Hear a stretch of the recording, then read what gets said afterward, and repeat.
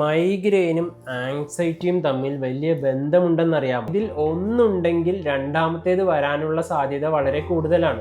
Migraine എന്നത് വെറും ഒരു തലവേദനയല്ല, അതൊരു ന്യൂറോളജിക്കൽ കണ്ടീഷനാണ്. എന്നാൽ ആങ്സൈറ്റി ഒരു മെന്റൽ ഹെൽത്ത് കണ്ടീഷനും. ഇത് രണ്ടും വ്യത്യസ്തമാണെങ്കിലും ഇവ രണ്ടും ഒരുമിച്ച് വരാറുണ്ട്. എങ്ങനെയെന്നല്ലേ?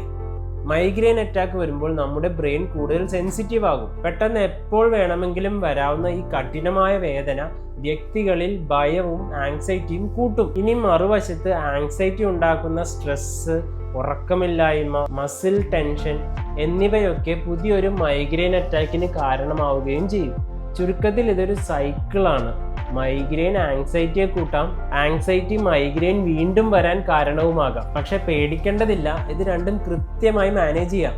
കൃത്യമായ ചികിത്സയോടൊപ്പം നല്ല ഉറക്കം, വ്യായാമം, സ്ട്രെസ് കുറയ്ക്കൽ, ആവശ്യമെങ്കിൽ തെറാപ്പി എന്നിവ വലിയ മാറ്റമുണ്ടാക്കും. അതുകൊണ്ട് രണ്ടിനെയും അവഗണിക്കരുത്.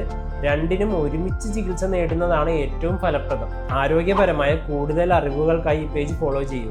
ഈ വീഡിയോ ആവശ്യമുള്ളവരിലേക്ക് ഷെയർ ചെയ്യൂ.